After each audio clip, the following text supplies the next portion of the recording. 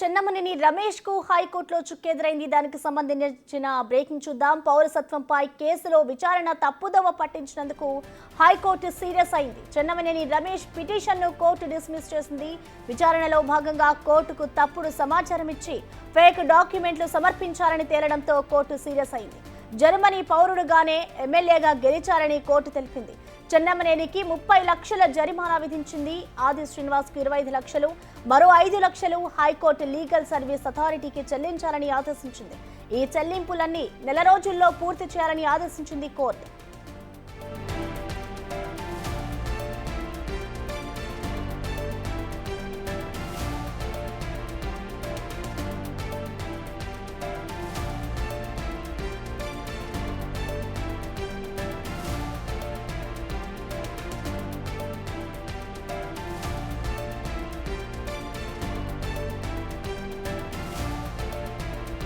మాజీ ఎమ్మెల్యే చెన్నమనేని రమేష్ కు హైకోర్టులో చుక్కెదురైంది. పౌరసత్వంపై కేసులో విచారణ తప్పుదోవ పట్టించినందుకు ఇటు హైకోర్టు అయితే సీరియస్ అయింది. చెన్నమనేని రమేష్ పిటిషన్ ను కూడా కోర్టు డిస్మిస్ చేసింది.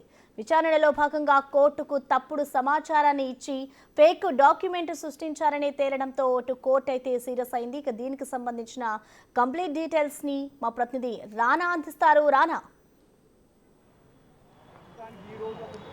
దాదాపు 2009 ఎలక్షన్ నుంచి ఇప్పటి వరకు కూడా వేములవాడ మాజీ ఎమ్మెల్యే చెన్నమనేని రమేష్కి సంబంధించిన విషయంలో పౌరసత్వం ఏదైతే ఒక కేసు అనేది నడుస్తూనే ఉంది. ఎందుకంటే అక్రమంగా భారతదేశపు పౌరసత్వం ఆయన కలిగి ఉన్నాడు. ఆయన జర్మనీకి సంబంధించినటువంటి పౌరుడిగా ఉన్నాడు. ఆయన అక్కడ పౌరుడు అయినప్పటికీ ఇక్కడ అక్రమంగా కూడా ధృవపత్రాలు సమర్పించి ఆయన ఇక్కడ గెలుపొందుతూ ఆ యొక్క కేసులను కూడా నీరుగార్చే విధంగా కూడా ఆయన ఇన్ని రోజులు పనిచేస్తారని కూడా కోర్టులో చాలా రోజుల నుంచి కూడా కేసులు అవుతున్న నేపథ్యంలో ఇవాళ ఫైనల్ సంబంధించినటువంటి వచ్చిన తర్వాత దాంట్లో చాలా క్లియర్గా కూడా కొన్ని ఇండికేషన్స్ అయితే ఇచ్చారు. ఎందుకంటే ఆ తీర్పులో కొన్ని అంశాలను కూడా ప్రస్తావించారు. ముఖ్యంగా ఇన్ని రోజుల పాటు కోర్టులు కానీ అలాగే ఇతరులందరినీ కూడా తప్పుదోవ పట్టించినందుకు చెన్నమనేని రమేష్ బాబుకి దాదాపు 30 లక్షల రూపాయల వరకు కూడా జరిమానా విధించింది. దాంట్లోనే 5 లక్షల రూపాయలు హైకోర్టు లీగల్ సెల్ అథారిటీ ఏదవుతుందో వాళ్ళకి చెల్లించాలని 25 లక్షల రూపాయలు ఇచ్చి ఇన్ని రోజులు తనపైన న్యాయ పోరాటం చేసినటువంటి ఇప్పుడు కాంగ్రెస్ ఎమ్మెల్యే వేములవాడకి సంబంధించినటువంటి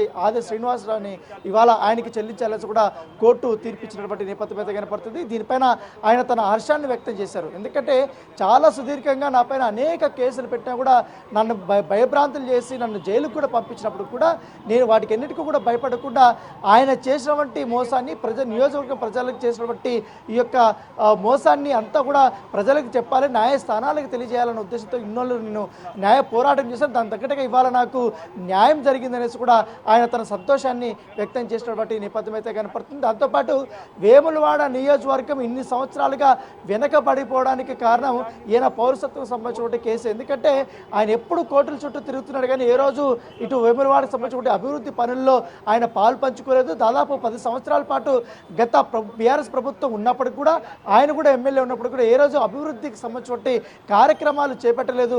నా పైన కక్ష సాధింపు చర్యలు చేపట్టాడు కానీ ఏ రోజు కూడా అక్కడ ప్రభుత్వం ఇస్తున్నటువంటి సంక్షేమ పథకాలు కూడా అక్కడ అందించలేకపోయాడనేసి కూడా ఆయన తన ఆవేదనను కూడా వ్యక్తం చేశాడు.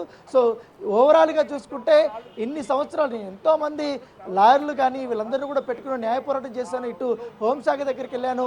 తర్వాత హోంశాఖ దగ్గరికి వెళ్ళినప్పుడు దాదాపు 3 సార్లు ఆయన కేసును కూడా కొట్టేసింది. ఆయన భారత పౌరుడు కాదట్టు కూడా చెప్పినప్పటికీ ఆయన మళ్ళీ పిటిషన్లు వేయడము, తర్వాత మరొకసారి తాను భారతీయుడిని అంటూ కూడా హైకోర్టుకు రావడం, హైకోర్టు అప్పుడు ఆయన విచారణ స్వీకరించిన తర్వాత ఆయనకు ఊరటలు కలిగించే విధంగా రావడము. ఎందుకంటే అటు జర్మనీ పౌరసత్వం నేను వదులుకున్నాను కాబట్టి ఇక్కడ భారతదేశ పౌరసత్వం కూడా నాకు ఇప్పుడు కొట్టేస్తే మాత్రం నేను ఎక్కడికి పోవాలా అని అప్పుడు ఆయన రేజ్ చేసినప్పుడు దాని అనుగుణంగా అప్పుడు హైకోర్టు ఆయనకి భారతదేశంలో ఉండడానికి కానీ పర్మిషన్ ఇచ్చినటువంటి నేపథ్యం అయితే కనపడుతుంది. సో దాంతోపాటు చాలా సుదీర్ఘంగా దాదాపు 15 సంవత్సరాల నుంచి కూడా ఈ యొక్క కేసు నలుగుతూనే ఉంది. చాలా రోజుల పాటు కోర్టులు, ఇటు హోంశాఖ, ఇటు హైకోర్టు ఇలా అనేక రకాలుగా కూడా ఈ విషయం నలుగుతున్నప్పటికీ కానీ ఎట్టకేలకు ఫైనల్గా ఈ యొక్క ఫైనల్ వర్డిక్ట్ వచ్చిందనేసి కూడా తన సంతోషాన్ని ఆది శ్రీనివాస్ పంచుకున్నటువంటి నేపథ్యం అయితే కనపడుతుంది. సో ప్రస్తుతం మనతో పాటు వేములవాడ ఎమ్మెల్యే ఆది శ్రీనివాస్ గారు ఉన్నారు. Sir, congratulation. చాలా సుదీర్ఘమైనటువంటి న్యాయ పోరాటంలో ఇవాళ మీకు అతిపెద్ద ఊరట లభించింది. ఏంటి, ఎట్లా చూస్తారు? అంటే న్యాయం గెలిచింది, ధర్మం గెలిచింది. గత 15 సంవత్సరాలుగా ఆయన ద్వారా నేను ఎన్ని అవమానాలు పడ్డా, ఎన్ని అవేలను ఓడిపోతుండు అతను ప్రతి సందర్భంలో కూడా ప్రజాక్షేత్రంలో ఓడిపోయిన మీద కేసు వేసింది అన్నాడు. అతను తండ్రి చాట్ బిడ్డడిగా అధికారంలోకి వచ్చి ఇక్కడ ఎమ్మెల్యేని పదవిని హోదాకు చిహ్నంగా వాడుకోవడానికి వచ్చింది తప్ప మరొకటి కాదని చెప్పి నేను అనేక సందర్భాలు చెప్పిన. లా బ్రేక్ చేసి వచ్చి లా మేకర్ కూర్చున్నాడు. ఇది సరికాదనుకుంటే నేను అనేక సందర్భాలు చెప్పిన. అతను వేముల నియోజక ప్రజలు మోసం చేసేదే కాకుండా భారతదేశ ప్రజలు కూడా మోసం చేసాడు. అతను తప్పుడు ధృవీకరణ పత్రాలతో ఆనాడు భారతదేశ ప్రభుత్వాన్ని, ఉమ్మడి ఆంధ్రప్రదేశ్ ప్రభుత్వాన్ని, మా ప్రాంత ప్రజలు మోసం చేసిండు. ఇప్పుడు అతను భారతదేశ పౌరుడు కాదని 5 సార్లు తీర్పు వచ్చింది.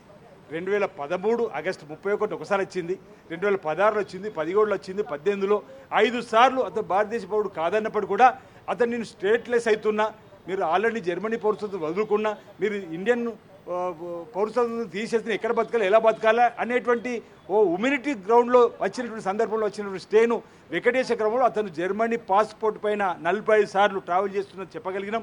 Germany passport చెప్పగలిగినాం. దాని ఆధారంగా ఇక్కడ ఉన్నటువంటి దానిలో మీరు చూస్తే 45 సార్లు అతను ట్రావెల్ చేసినట్టుగా మీకు అతను అప్లికేషన్ కూడా ఇస్తా, ఓసీఐ అది దరఖాస్తు ఫామ్ కూడా ఇందులో చూడండి. అతను ఓ వైపు నేను భారతీయుని అంటాడు, నేను ముమ్మాడికి భారతీయుని అని చెప్పి ఇక్కడ చెప్తాడు. 2009 భారతదేశ పౌరసత్వం పొందిన తర్వాత భారతీయుడు అయితే అతను ఓసీఐ కార్డు ఎలా కలిగి ఉంటాడో నేను మీ ద్వారా అడుగుతున్నా. ఈ ఓసీఐ కార్డు హోల్డర్ అంటే మన భారతదేశంలో ఈ ఓసీఐ కార్డు హోల్డర్కి అసలు ఓటు హక్కు కూడా వినియోగించుకోవడానికి అవకాశం లేదు. అలాంటిది ఈయన అప్పుడు 2019 చూడండి, ఇక్కడ 2019లో అతను ఏమంటాడు, ఎంబసీ ఆఫ్ బెర్లిన్ జర్మనీలో మన ఇండియా ఎంబసీకి వెళ్ళి ఈ ఓసీఐ కార్డు మరో 10 ఏళ్ల కోసం పొడిగించాలని కోరుకున్నప్పుడు మీది ఏ దేశం అంటే జర్మనీ అని రాసుకున్నాడు. ఇక్కడ చూడండి, 10వ కాలంలో నీది ఏ దేశం అంటే జర్మనీ రాసిండు. 2009లో ఇక్కడ ఇండియన్ అంటాడు, 2019లో మాత్రం అక్కడ దేశం ఇండియన్ జర్మనీ అంటాడు. మీ ఇంతకుముందు ఏ దేశం మీదంటే ఇండియన్ అని రాసిండు. 10ఏమో జర్మనీ రాసుకుంటాడు, 12ఏమో పూర్వ ఏ దేశం అంటే ఇండియన్. అంటే ఆ చట్టాన్ని ఆ దేశాన్ని మోసం చేస్తున్నాడు, మన దేశాన్ని మోసం చేస్తున్నాడు. నీ విషయాన్ని నేను అనేక సందర్భాలు చెప్పిన, భారతదేశాన్ని మోసం చేస్తున్నావు లేదు నీ ముమ్మాడికి భారతీయుడు. ఇప్పుడేం ఏ మొహం పెట్టుకొని చెప్తా ఉంటున్నా. ఈరోజు తీర్పు నీ చెంప చెల్లుమనేలా వచ్చింది. ఏం సమానం చెప్తావు నీ అంటున్నా. నీ నీ నీ ఒక తప్పుడు ధృవీకరణ పత్రం వల్ల ఈరోజు కోర్టు కూడా అభిప్రాయపడ్డది. 15 సంవత్సరాలుగా ఓ భారతీయుడు పోరాటం చేసి ఆయనకు నష్టం జరిగిందని. ఈరోజు బలహీన వర్గాల బిడ్డగా ఆనాడు 18 ఓడిపోయినా. ఒకవేళ ఈ తప్పుడు ధృవీకరణ పత్రంతో నువ్వు ఆనాడు ఎమ్మెల్యే పోటీ ఉండకపోతే ఆ రోజు ప్రజాక్షేత్రంలో మా ప్రాంతం నుంచి ఎంపిక కాబట్టి ప్రజలకు సేవ చేసుకునేటువంటి అవకాశం, ఇంకా మరింత మా అభివృద్ధి చేసుకునే అవకాశం వచ్చు కదని చెప్పానంటే చూసినవా ఈయనకు ఎమ్మెల్యే కావాలని తప్ప మరొకటి కాదని చెప్పి అనేక మాటలు. ఈరోజు గెలిచిన 4 సార్లు నువ్వేమో తండ్రి చాటు బిడ్డడు గెలిచినావు, నేనేమో ప్రజల మధ్యలో నిలబడి ఈరోజు ముందుకు రావడం జరిగిందన్నమాట ఈ చెప్తూ ఈ సందర్భంగా నేను ప్రజలందరూ కూడా ఈ ధర్మ పోర్టల్ న్యాయ పోర్టల్ అవంతు నాకు మోరల్ సపోర్ట్ ఇచ్చినటువంటి ప్రతి ఒక్కరు కూడా ప్రత్యేక ధన్యవాదాలు తెలియజేస్తా ఉన్నా. ఏంటి ఇవాళ ఆర్డర్లో ఆయనకి ఏమో జరిమానా విధించారని వచ్చింది, జరిమానా ఏమని ఇచ్చారు? మీరు ఇవాళ వాదనలో కొన్ని 45 సార్ల వరకు కూడా ఆయన జర్మనీకి వెళ్ళాడని కూడా కొన్ని ఆధారాలు సమర్పించారు కదా, అవన్నీ కూడా ఏకీభవించిందా? కోర్టు ఏకీభవించింది. ఈ పత్రాలన్నింటినీ కోర్టు ఏకీభవించి ఆయన స్టేట్లెస్ కాదు. ఏదైతే జస్టిస్ జిల్లా కోదండరామ్ గారి దగ్గర స్టేట్లెస్ అవుతున్నట్టు ఆయనకు 2018లో స్టే వచ్చిందో దానిపైన విచారణ జరిపినప్పుడు అతను భారతదేశ పౌరుడు కాదని తేలింది, జర్మనీ పౌరసత్వం కలిగి ఉన్నాడని తేలింది, జర్మనీ పాస్పోర్ట్ ట్రావెల్ చేసిన తేలింది. కాబట్టి అతడు తప్పుడు పద్ధతులు ఆనాడు భారతదేశ ప్రభుత్వాన్ని ఉమ్మడి ఆంధ్రప్రదేశ్ ప్రభుత్వ అధికారులు మోసం చేసిండ్రు. ఈరోజు కోర్టును కూడా తప్పుదోవ పట్టించిండు అనేటువంటి అభిప్రాయపడుతూ 30 లక్షల జరిమానా వేసిండ్రు. 5 లక్షలు లీగల్ అథారిటీకి, 20 లక్షలు పిటిషన్ అయినట్టు 5వ నెంబర్గా ఉన్నాడు నాకు అందేయాలని చెప్పి 4 నెలల లోపల ఇవ్వాలని చెప్పి వారు ఆదేశాలు ఇవ్వడం జరిగింది. ఇదే అందుకంటే చెంప చెల్లు మండలి తీర్పు వచ్చిందని. దాదాపు 10 సంవత్సరాలు మీ పైన అనేక కేసులు పెట్టారు, అనేక రకాలుగా కూడా మిమ్మల్ని ఇబ్బంది పెట్టారు. ఫైనల్గా ఇప్పుడు ఆయన మీద మీరు గెలిచారు. ఆ 10 సంవత్సరాలు తలుచుకుంటే ఇప్పుడు ఏమనిపిస్తుంది? లేదా అంటే నేను ఇంతకుముందు చెప్పిన గుండె ఉప్పొంగుతున్నది. నేను చెప్పేది మా ప్రజలకు ఆది శ్రీనివాస్ గారు ఏదైనా మాట్లాడితే అది నిజమనేది నమ్మేటువంటి దానికి ఇది అదనంగా నాకు వచ్చినటువంటి తీర్పు వల్ల అదనంగా ప్రజలు నమ్మడానికి అవకాశం ఉంటుందనేటువంటిది.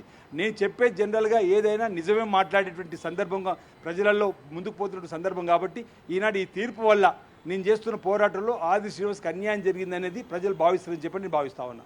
ఇట్లా సోనియా గాంధీ గారి బర్త్డే రోజు ఇవాళ తీర్పు వచ్చింది, పైగా ఇట్లా ఈరోజు విగ్రహావిష్కరణ కూడా ఉంది తెలంగాణ తల్లిది. చాలా చాలా ఆనందంగా ఉంది, చాలా సంతోషంగా ఉంది. ఈ కేసును నేను ఏదైతే ముందుగా న్యాయ పోరాటం చేసేటప్పుడు ఆనాడు ఉమ్మడి ఆంధ్రప్రదేశ్ గౌరవ ముఖ్యమంత్రి రాజశేఖర్ గారి అండదండలు, ఇప్పుడు ఈ కేసు పూర్తి అయ్యే లోపల ఇప్పుడు తెలంగాణ ముఖ్యమంత్రి రేవంత్ రెడ్డి గారి సహాయ సహకారాలు మెండుగా నాకు అందినాయి. ఈ పోరాటంలో గౌరవ ఎమ్మెల్యేలు, ఎంపీలు, ఎమ్మెల్సీ అనేక మంది నాకు సహకారాలు అందించారు. ఈరోజు మా ఉమ్మడి జిల్లాకు సంబంధించిన మంత్రులు పెద్దలు జీవన్ రెడ్డి గారు, రత్నాకరరావు, శ్రీపాదరావు గారు, పొన్న ప్రభాకర్ గారు, శ్రీధర్ బాబు గారు సహకారం అనేక మంది నాకు నా వెంట నడిచారు. నా స్నేహితులు, శ్రేయభిలాషులు, మా నియోజకవర్గ ప్రజలందరికీ ఈ సందర్భంగా నేను ధన్యవాదాలు తెలియజేస్తా ఉన్నా.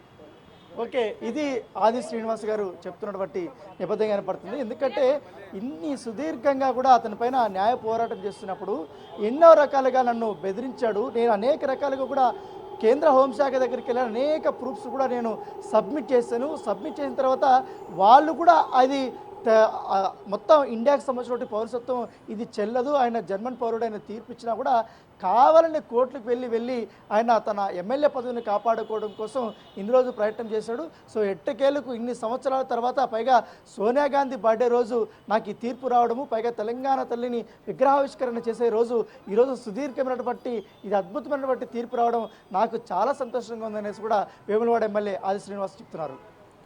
Okay, thank you Rana.